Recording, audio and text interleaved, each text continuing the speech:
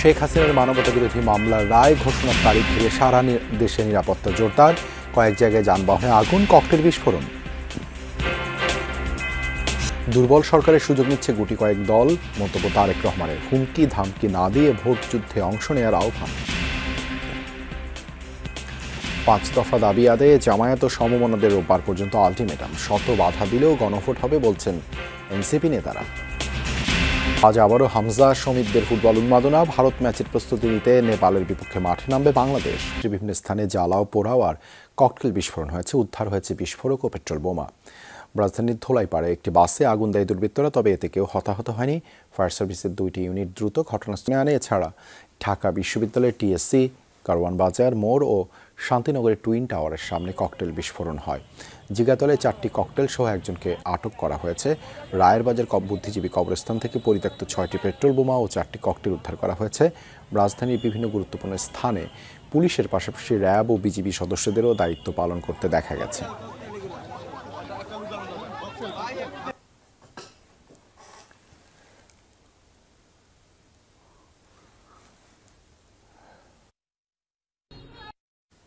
নারায়ণগঞ্জের সিদ্ধিরগঞ্জে যাত্রী বেশে সিএনজিতে উঠে আগুন দেওয়ার অভিযোগ উঠেছে, তবে এই ঘটনায় কেউ হতাহত হয়নি। বুধবার রাত 10টার দিকে ঢাকা নারায়ণগঞ্জ লিংক রোডের সিদ্ধিরগঞ্জের জালকুড়ি যুব উন্নয়ন অধিদপ্তরের সামনে দুর্বৃত্তরা এই ঘটনা ঘটায়। পুলিশ জানায়, চাষাড়া থেকে যাত্রী বেশে 2জন যাত্রী সাইনবোর্ডে যাওয়ার উদ্দেশ্যে একটি সিএনজি ভাড়া করে। এ সময় সিএনজিটি জালকুড়ি এলাকায় পৌঁছালে তাদের আরেকজন লোক সিএনজিতে উঠবে বলে সিএনজি চালককে থামতে বলে। এ সময় তারা সিএনজিতে আগুন ধরিয়েই পালিয়ে যায়।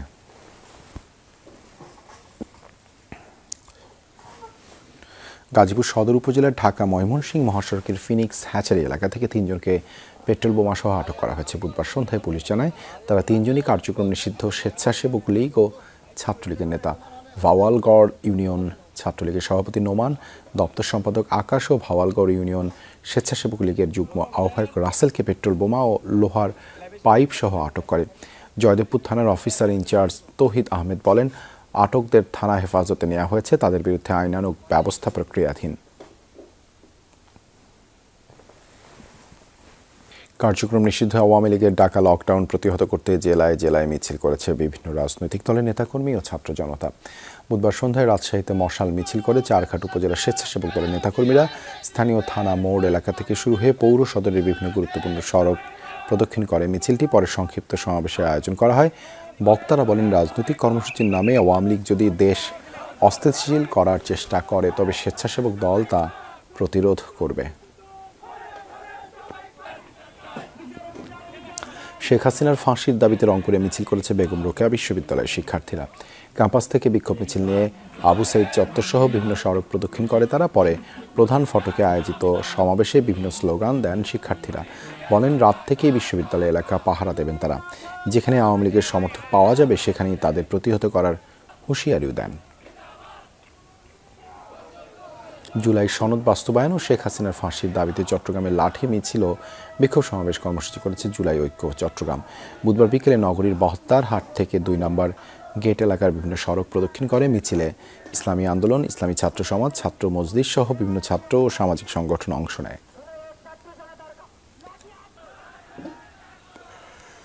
নাটোরের লালপুরে মশাল মিছিল করে জেলা বিএনপি সদস্যরা। স্থানীয় শ্রী সুন্দরী উচ্চ বিদ্যালয় থেকে শুরু হয়ে রাজশাহী পাবনা মহাসড়কে বিভিন্ন স্থান প্রদক্ষিণ করে মিছিলটি। বক্তারা বলেন, আওয়ামী লীগ সরকারের জনবিচ্ছিন্ন কর্মকাণ্ডের প্রতিবাদে দমন করতে লকডাউন নাটক সাজানো হচ্ছে। কোনো নাশকতার চেষ্টা করলে তা প্রতিহত করার হুঁশিয়ারি দেন বক্তারা। আওয়ামী লীগ ও অঙ্গ সংগঠনের কর্মী বাসে আগুন বা বোমা নিক্ষেপের ঘটনা উদ্বেগ তৈরি করেছে মানুষের মনে। এর সঙ্গে সামাজিক মাধ্যমে অর্ধসত্য আর মিথ্যার সয়লাবে বিভ্রান্ত হচ্ছেন অনেকে। কয়েকটি শিক্ষা প্রতিষ্ঠান ঘোষণা দিয়েছে বৃহস্পতিবার অনলাইনে ক্লাস নেয়ার। তারা বিভিন্ন রকম যে অপতৎপর চালাচ্ছে, এটা আমরা কঠোর হস্তে দমন করার আইনের যেটুকু প্রয়োগের ক্ষমতা আছে এটা আমরা সর্বোচ্চ প্রয়োগ করব। যারা নেপথ্যে আছে সেই নেতাদেরকে ওপর নজরদারি রাখতেছি, তাদেরকে গ্রেপ্তার করতেছি। আমরা নগরবাসী আপনারা সবাই মিলে ইনশাল্লাহ এই অপতৎপরতা রোধ করব। মঙ্গলবার থেকে দেশের সর্বোচ্চ আদালতের নিরাপত্তা বাড়ানো হয়েছে। ট্রাইব্যুনালের প্রসিকিউশন বলছেন, কোনোভাবেই আতঙ্কিত নন তারা। শেখ হাসিনা সহ আসামিদের সর্বোচ্চ শাস্তির প্রত্যাশা তাদের। আইনানুগভাবে বিচার কার্যক্রম পরিচালিত হচ্ছে। এখন দেশে যে বিশৃঙ্খল পরিস্থিতি সৃষ্টি করার অপচেষ্টা চালানো হচ্ছে, তার জন্য আমার বিশ্বাস আইন শৃঙ্খলা রক্ষাকারী বাহিনী দৃঢ়তার সাথে এ ধরনের পদক্ষেপকে রুখে দেবে। অ্যাটর্নি জেনারেল, আমাদের লার্নেড চিফ প্রসিকিউটর এবং আমি এবং আমাদের আরেকজন প্রসিকিউটর যারা আর্গুমেন্ট করেছি, সকলেই সর্বোচ্চ শাস্তি দাবি করেছে। সিপাহী জনতার সম্মিলিত বিপ্লব ও সংহতির 50 বছর পূর্তি। 1975 সালের ঐতিহাসিক সেই 7 নভেম্বরকে স্মরণ করে চীন মৈত্রী সম্মেলন কেন্দ্রে বিএনপির এই আলোচনা সভায় আমন্ত্রিত অতিথি হিসেবে যোগ দেন জামায়াত ইসলামী সহ অন্যান্য রাজনৈতিক দলের নেতারা। এই যে একটা সংকট তৈরি হয়েছে, অপ্রয়োজনীয় সংকট, এটা কোনো প্রয়োজন ছিল না। সভায় প্রধান অতিথি হিসেবে বিএনপির ভারপ্রাপ্ত চেয়ারম্যান তারেক রহমান দীর্ঘ বক্তব্য দেন, যে বক্তব্যের পুরোটা জুড়ে ছিল সমসাময়িক রাজনীতি আর জন আকাঙ্ক্ষার বাস্তবায়ন ভাবনা। বলেন, কোনো একটি নির্দিষ্ট রাজনৈতিক দল বা গোষ্ঠীর অধিকার প্রতিষ্ঠা কিংবা রাজনৈতিক দর কষাকষির সুযোগ দিতে হাজারো মানুষ জুলাই অভ্যুত্থানে জীবন উৎসর্গ করেনি। বিভিন্ন শর্ত দিয়ে জাতীয় নির্বাচন অনুষ্ঠান বাধা সৃষ্টি করতে চাইছে একটি রাজনৈতিক দল অন্তর্বর্তীকালীন সরকারের দুর্বলতার সুযোগ নিয়ে কার্যত গণতান্ত্রিক জনগণের রাজনৈতিক অধিকার প্রতিষ্ঠার বিরুদ্ধেই মনে হয় অবস্থান নিচ্ছে বা নিয়েছে। হুমকি ধামকি না দিয়ে আগামী ফেব্রুয়ারি মাসে জনগণের মুখোমুখি হই আমরা, চলুন। তারেক রহমান জানান, আলু চাষিরা এবার প্রায় 3000 কোটি টাকা লোকসানের আশঙ্কা করছেন। দু একটি রাজনৈতিক দলের আবদার মেটাতে গণভোট করতে হলেও প্রায় সমপরিমাণ টাকা গচ্চা দিতে হবে। এমন পরিস্থিতিতে গণভোটের চেয়ে আলুর ন্যায্য মূল্য কিংবা পেঁয়াজ সংরক্ষণের মতো বিষয়গুলো বেশি গুরুত্বপূর্ণ বলে মনে করেন বিএনপির ভারপ্রাপ্ত চেয়ারম্যান। দারিদ্র্যের হার 28% এবং আরো 18% মানুষ যে কোনো সময় গরিব হওয়ার ঝুঁকিতে রয়েছেন। 1,20,000 মতন শ্রমিক কর্মহীন হয়ে পড়েছেন। রাষ্ট্রের 1000 টাকা ব্যয় করে কথিত গণভোটের চাইতে নিশ্চয়ই একটি চাকরি কি বেশি জরুরি নয়? তার মতে, জাতীয় নির্বাচন নিয়ে জটিলতা সৃষ্টির অর্থ একদিকে নির্বাচন না করেই রাষ্ট্রযন্ত্রে খবরদারির সুযোগ গ্রহণ করা, অন্যদিকে পতিত পরাজিত পলাতক স্বৈরাচারের পুনর্বাসনের পথ সুগম করা। পলাতক স্বৈরাচার একইভাবে ফ্যাসিবাদ বিরোধী আন্দোলনে থাকা সেই দলটির ছাতার নিচে আশ্রয় নিয়েছে কিনা মনে হয় এটি আমাদের সকলের দেখার বা ভাবার সময় এসছে। গণভোটের আড়ালে পতিত পরাজিত পলাতক অপশক্তিকে রাষ্ট্র রাজনীতিতে পুনর্বাসনের সুযোগ করা দেয়া হচ্ছে কিনা সকলকে এই ব্যাপারে সতর্ক দৃষ্টি রাখার জন্য দেশের গণতান্ত্রিক জনগণের প্রতি আহ্বান জানাই। তারেক রহমান কথা বলেন নারীর কর্মঘণ্টা নির্ধারণ নিয়ে জামায়াত ইসলামীর আমিরের বক্তব্য প্রসঙ্গেও। এত অধিক সংখ্যক নারী যদি 8 ঘন্টার পরিবর্তে 5 ঘন্টা কাজ করতে বাধ্য হয়, তাহলে তাদের বাকি কর্মঘণ্টার টাকাটা কে দিবে? এটি একটি বিরাট প্রশ্ন। নারীর কর্মঘণ্টা কমানোর কথা বলে চাকরিদাতাদেরকে কি কৌশলে নারীদেরকে চাকরি না দেওয়ার জন্য কি উৎসাহিত করা হচ্ছে না? জনগণের বৃহত্তর স্বার্থে দেশের সবচেয়ে জনসমর্থিত দল হওয়া সত্ত্বেও ফ্যাসিবাদ বিরোধী জাতীয় ঐক্য অটুট রাখার ব্যাপারে বিএনপি সর্বোচ্চ ছাড় দিয়েছে বলেও জানান তারেক রহমান। বলেন, জুলাই সনদে যা অঙ্গীকার করা হয়েছে এইসব অঙ্গীকার রক্ষা করতে দলটি দৃঢ় প্রতিজ্ঞ। সরকারকেই সিদ্ধান্ত নিতে হবে তারা কি একটি রাজনৈতিক দলের আকাঙ্ক্ষা বাস্তবায়ন করবে, নাকি দেশের গণতান্ত্রিক জনগণের কাছে জবাবদিহিমূলক একটি সরকার প্রতিষ্ঠার লক্ষ্যে ফেব্রুয়ারির জাতীয় নির্বাচনকে অগ্রাধিকার বা প্রায়োরিটি তারা দেবে। বিএনপির ভারপ্রাপ্ত চেয়ারম্যান বলেন, দেশের অর্থনীতির পরিস্থিতি দিনে দিনে নাজুক হয়ে পড়েছে। অর্থনীতি ঘুরে দাঁড়াতে হলে প্রয়োজন জনগণের সমর্থনে গঠিত নির্বাচিত সরকার। দিল্লি নয়, পিন্ডি নয়, নয় অন্য কোন দেশ, সবার আগে বাংলাদেশ। সাইফুদ্দিন রবিন, যমুনা নিউজ। জুলাই সনদের আইনি ভিত্তি দিতে আদেশ জারি এবং চলতি মাসেই গণভোট সহ 5 দফা দাবিতে মঙ্গলবার রাজধানীতে সমাবেশ করে জামায়াত ইসলামী, ইসলামী আন্দোলন সহ 8 দল। সমাবেশে পরবর্তী কর্মসূচি ঘোষণা না করলেও বুধবার জরুরি বৈঠকে বসে দলগুলো। বৈঠক শেষে রাজধানীর মগবাজার আল ফালাহ মিলনায়তনে সংবাদ সম্মেলন করে নেতারা।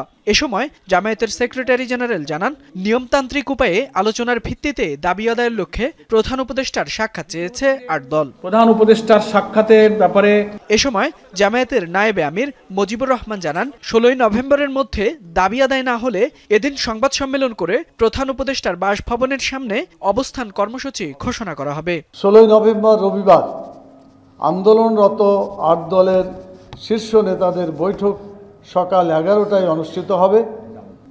এর পূর্বে জনগণের ৫ দফা দাবি মেনে নেওয়া না হলে উক্ত সংবাদ সম্মেলন থেকে প্রধান উপদেষ্টার কার্যালয় যমুনার সামনে অনির্দিষ্টকালের জন্য অবস্থানের কর্মসূচি ঘোষণা করা হবে ইনশাআল্লাহ। বৃহস্পতিবার থেকে ফ্যাসিবাদী শক্তির নাশকতা প্রতিরোধে ৮ দলের নেতাকর্মীরা দেশব্যাপী রাজপথে অবস্থান করবে বলেও জানান মিয়া গোলাম পরওয়ার। ১৩ তারিখকে কেন্দ্র করে নাশকতার যে চক্রান্ত আপনারা দেখেছেন, আমাদের কর্মসূচিতে ৮ দল বলেছে যে সারা দেশের আমাদের এই ৮টি দলের প্রত্যেকটি শাখায় স্ব-স্ব দলীয় কর্মী জনগণকে নিয়ে এই নাশকতার বিরুদ্ধে তারা রাজপথে অবস্থান করবে। ৮ দল ফেব্রুয়ারিতে নির্বাচন চায় জানিয়ে তিনি বলেন, জুলাই সনদের আইনি ভিত্তি দিলে জানুয়ারিতে নির্বাচনেও আপত্তি নেই দলগুলো। ন্যাশনাল হেলথ অ্যালায়েন্সের আত্মপ্রকাশ অনুষ্ঠানে এনসিপির নেতারা আরও বলেন, শত বাধা দিলেও গণভোট হবে। অভিযোগ করেন অন্তর্বর্তী সরকার গণবিচ্ছিন্ন হয়ে গেছে। স্বাস্থ্য ও শিক্ষা খাতকে ঢেলে সাজানোর আহ্বানও জানান তারা। দেশ ও সার্বভৌমত্বের প্রশ্নে সবাইকে ঐক্যবদ্ধ থাকার আহ্বান জানান এনসিপি নেতারা।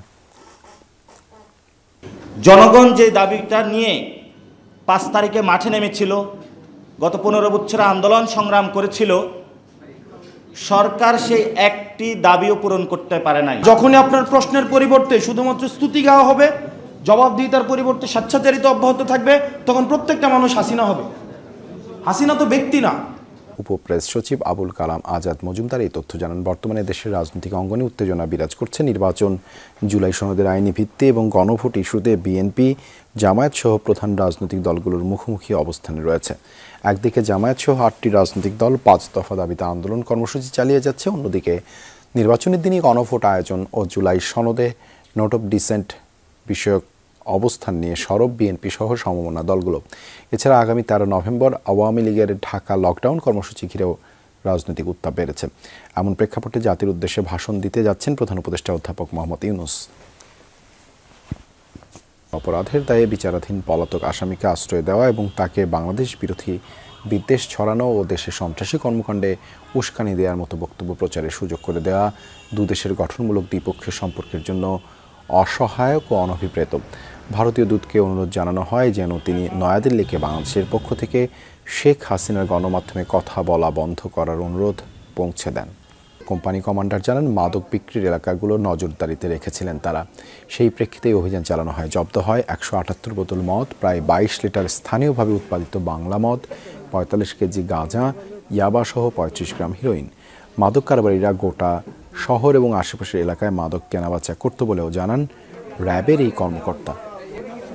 আহমেদ ভূঁইয়ার সমর্থকরা বিক্ষোভ মিছিলে ছিলেন কসবা উপজেলা বিএনপির সভাপতি, সাধারণ সম্পাদক সহ বিপুল নেতাকর্মী। এ সময় তারা ওই আসনে বিএনপির প্রাথমিক মনোনয়ন পাওয়া বিএনপি চেয়ারপারসনের উপদেষ্টা মুশফিকুর রহমানকে বাদ দেওয়ার দাবি জানায়। চূড়ান্ত মনোনয়নে প্রার্থী পুনর্বিবেচনার দাবি জানায় তারা। খালি বোট মালিক সমিতির সভাপতি সাজিদ আহমেদ জানান, তার 2টি ট্রলার সাগরে মাছ শিকারে গেলে সেন্ট মার্টিনের দক্ষিণ এলাকা থেকে ট্রলার সহ 13 জেলেকে ধরে নিয়ে যায় আরাকান আর্মি। বিষয়টি স্থানীয় প্রশাসনকে জানানো হয়েছে বলেও জানান তিনি।